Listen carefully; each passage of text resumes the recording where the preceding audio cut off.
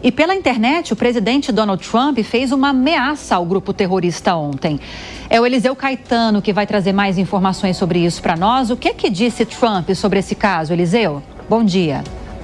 Bom dia, Lívia, Nonato e a todos que acompanham a programação da Jovem Pan News. A gente fala ao vivo direto dos Estados Unidos, nesse momento, 6 horas da manhã com 40 minutos aqui na costa leste americana. A temperatura aqui no sul da Flórida está na casa dos 14 graus Celsius. E estamos acompanhando de perto a elevação da temperatura lá em Washington, também com relação à guerra entre a organização terrorista Hamas e Israel, que a gente acompanha já há alguns anos aqui ao longo da nossa programação também, não é, Lívia? Dessa vez, o atual presidente dos Estados Unidos, Donald Trump, deu uma declaração polêmica e que colocou mais gasolina nessa fogueira, viu? Ele usou uma rede social para fazer algumas declarações fortes e em tom ameaçador ao Hamas, viu? Ele exigiu a libertação imediata de todos os reféns, incluindo dos restos mortais daqueles que morreram. E afirmou através de uma rede social, como você disse, Lívia, o seguinte, abre aspas, libertem todos os reféns agora e não depois,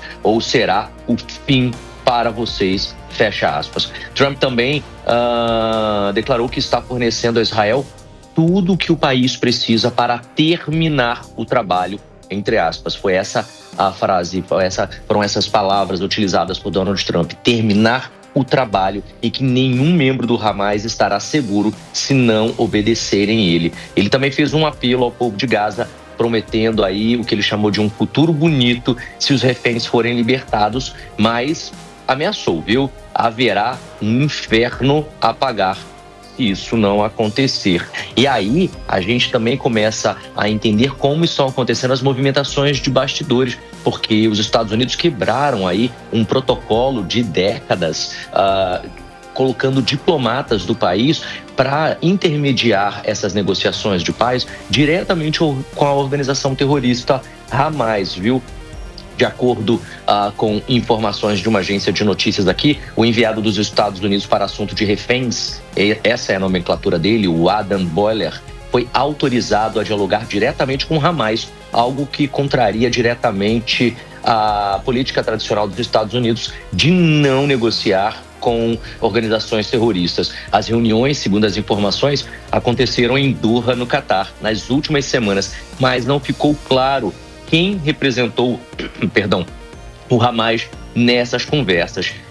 Enquanto isso, Donald Trump vai lá e coloca essa lenha na fogueira com esse texto nas redes sociais ontem. Só que o Hamas respondeu, viu? A gente tem aqui a informação de que o porta-voz do Hamas, o nome dele é Abdel Latif Al-Qenoua, ele enviou uma mensagem à agência internacional de notícias Reuters, no qual declarou o seguinte, abre aspas, o melhor caminho para libertar os prisioneiros israelenses restantes é a ocupação entrar na segunda fase e compelir Israel a aderir ao acordo assinado sob a mediação dos patrocinadores.